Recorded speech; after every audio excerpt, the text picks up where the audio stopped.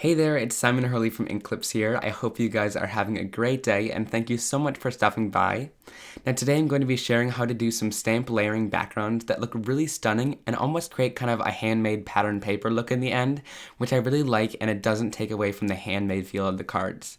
Now I'm also joining along in the Ton's 3rd anniversary release blog hop, so I'll leave links down below to my blog post so you can hop along with the other fantastic designers, and I'm using some of their beautiful new products. So I'm starting off with these Peony stamped cards here, and I'm going to take the Peony Notes A and B and C stamp set to create these stamp layered effects. So I'm doing my stamp layering how I usually would. I'm starting off in my MISTI, and I've lined my piece of cardstock up in the middle here. Now I've taken the most dark solid image, and I'm going to line that up on the edge of my card, and then I'll start stamping down with the lightest color. So I'm going to stamp that image here. And with these stamps, I find you really want to press down to make sure all the air bubbles are out so you don't get ink in places where you don't want it. So then I can stamp it more than once because it's lined up in the same exact spot. And later you'll see that I go in with a little pen and I mark where it is on the MISTI as well. So I'm stamping that down, giving it some nice pressure there. And then I'll take that piece of paper out and line the next one up right in here. So this will just save a little bit of time. I'm actually going to stamp 3 different cards in different colorways. So I have a couple made at one time and I don't have to spend more time doing it than I should. So the second one is going to be a yellow peony flower here. So I'm going to stamp that down with some nice pressure. And then I'll pull that one out, and the third one here is going to be a purple card. So that just helps kind of get a couple cards out of one run with your MISTI here. So after I've stamped that purple flower down, you'll notice that I'm going to take my pen here and just mark down where that paper is so there's no confusion anymore. So I can line it up exactly in that same spot. And you could also put a little bit of adhesive behind there as well if you would like. So I'm going to take that next image and I'm going to line that up exactly how I want it on there. And then I'll start inking it up and stamp it right down into my card in a little bit of a medium tone of that same color that I was stamping. So when you're stamping this down, you're going to probably want to start off with the lightest color of the card, just so that when you're cleaning off your ink as well, nothing will transfer and you'll get the cleanest colors possible. And like I said, you can always stamp twice since you're using the MISTI stamping tool here, but you could just do this with a regular acrylic block. It'll just take a little bit more time and concise layering to make sure that they're all stamped up really nice and even. So then I'll magnetize that other second panel down here. I cleaned off the stamp and I'm going in with the medium color of the yellow ink. Now like I said, you'll also notice that some ink gets in places where I don't want it. Now I've made sure that when I line up the stamp, I push every part of it down so there's no air bubbles sticking up. But if you do have that, you could possibly get ink where you don't want it. So you just want to make sure you add pressure where you only want it to stamp down. And that'll help as well. So I'm adding that medium color of the pink here, I'm stamping it down, and you can already start to see some of that layer of the peonies building up here. Now I've lined up that last image here with the most detail. I'll peel that piece of paper off, and then I'll make sure that it's nice and pressed down. You can see that here, to make sure all the air bubbles are really outside of there, and that does really help when you're layering these down. It gets rid of any mistakes you might have. So here I'm going in with the darkest color of ink that I'll have, and I'll have all the different colors that I'm using linked down below. I forgot to mention that, but I'm not going to say them here, but I'll definitely link them down there. So in this one, I decided that color was a little too orange, and it didn't really quite match. So I went in with a little bit of a darker orangish yellow kind of color here, and I'll stamp that right over top. So that's also another great reason to have the MISTI here. And it looks a little bit harsh right now, but once it dries, it'll kind of sink in and smooth into that paper, and really it'll blend all those colors nicely together. And in between every stamping layering here, I'm using some Hero Arts Ultra Clean, and I find that it really does a fantastic job of cleaning off any ink you might have. You know, it might stain because these inks are really high quality and the stamps are as well, but you'll get that nice clean and color. So here I've stamped down that red image there, and then I'm going to stamp down these leaves. So I've lined it all up. Now you want to get right over top of the image when you line it up. I just cut that part out here. You'll see lots of air pockets there, so I'll smooth all those out so no ink gets where I don't want it on the stamp. It might still get there, but you just want to push down into places where you want it to stamp. And then I'll add the lightest color of my green ink here, and I'll just apply it nice and evenly over that whole stamp where I want them all to stamp down. And then I can stamp it right down into my cardstock there. Now notice a little stray leaf there goes in places where I don't want it. Just that one little leaf, and that actually won't be in the real stamp set. This was just a little prototype, and that was just a mistake, so that won't be there. But I'm going to stamp these down, and I'm going to layer it up twice there so I get a nice solid color. And then I'll continue to do that on the rest of the cards as well. So I apologize if this is a little choppy. I'm just saving lots of time by creating 3 cards at once, which really helps me out here. So I'll stamp this down once again to get that nice solid dark color. Now once you stamp some of these inks down as well, some of them don't sink into the cardstock and they're a little bit blotchy right at first, and they'll smooth out after. So then I've lined that other leaf image up here, and I'm going to stamp this one in a darker green color, so you get kind of that variation with these as well, with that nice layered effect. And once I start stamping these down, you can really see how those fun layered images come together to create that really awesome and stunning image on the bottom of your card. So you can get lots of use out of this and really play with different color combinations and see which effects you like when you're creating your cards. Now after I've stamped all those leaf images here, I'm going to finish it off with this pink one, and I'll stamp that down. And once that's all complete, I can then move on to the next step, which is stamping out my full colored background here. Now you want to make sure it lines up nicely with the edge of those flowers there. So I'll make sure that that's nice and picked up with the stamp. Make sure it's nice and adhered onto the MISTI lid there. And again, there will be little air pockets where that flower is, because there's a little bit of room there on the stamp. So I'll be able to push those down to make sure no ink gets where I don't want it. And I'll smooth the whole stamp out there, and then I can start applying my ink to the card. Now when I'm doing this, I'm using a light color of ink here, but you can really go in with darker colors and get really awesome effects as well. I just went in with this soft kind of pool color here, just so I get that nice subtle color in the background, but it's not too harsh. And you could always go in with darker colors and see what kind of effects you get with that as well, and I'll share that later in the video. So here I'm just stamping down that really subtle color, but I do love how it ends up on the note cards. It does soften out just a little bit and smooth into the cardstock, but I still really love the result of kind of that really light blue background on the cards. So I'm really making sure to give it lots of pressure as well. We are using the MISTI though, so we can stamp it twice if we want to right over top of the cards.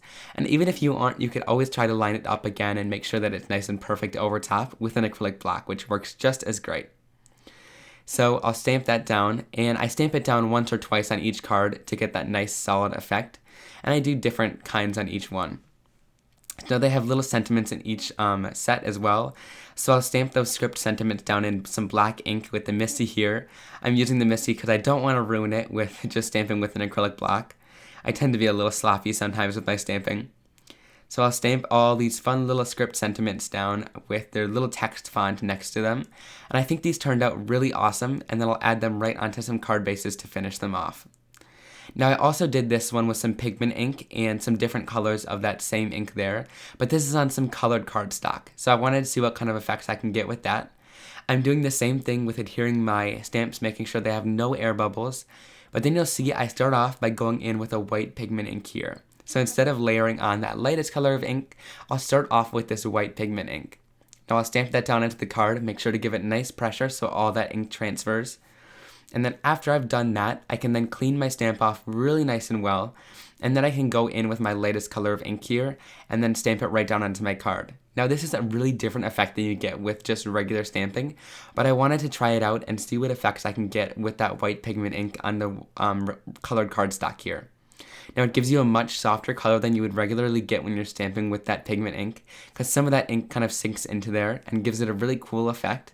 So I'll do the same thing with that next stamp there. I'll stamp down the white pigment ink first, and then I'll stamp down the layer with my next darkest color. Now it kind of gives a really cool effect.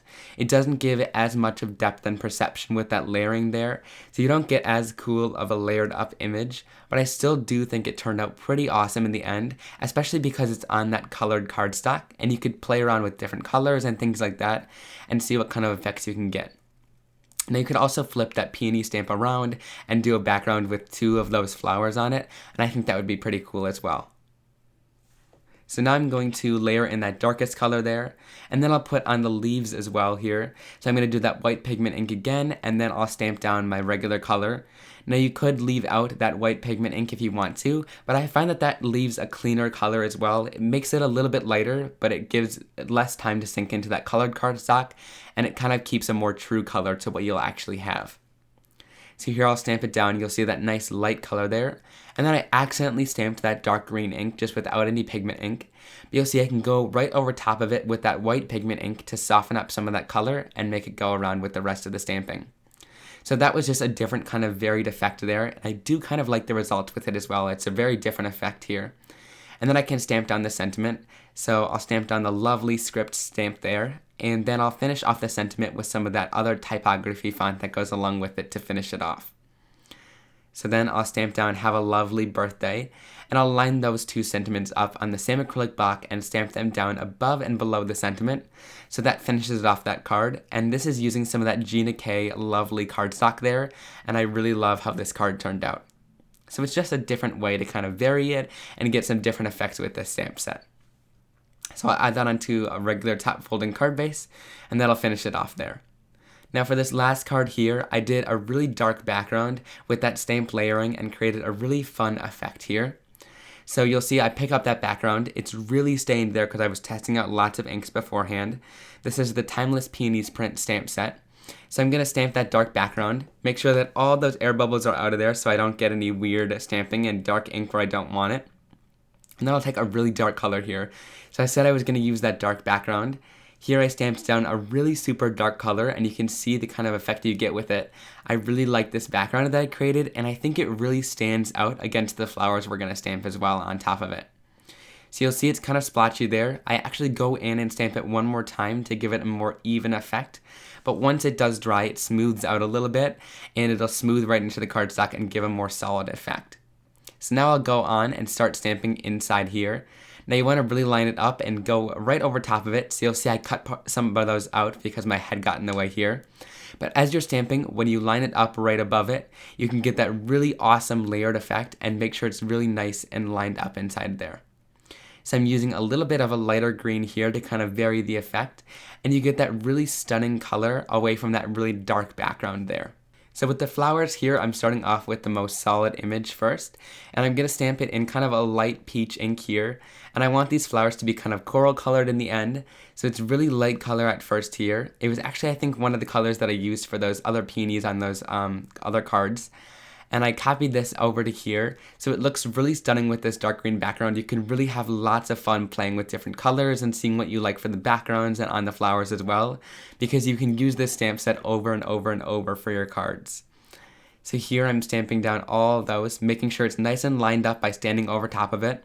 So in this, it wasn't as time-saving to use the MISTI here.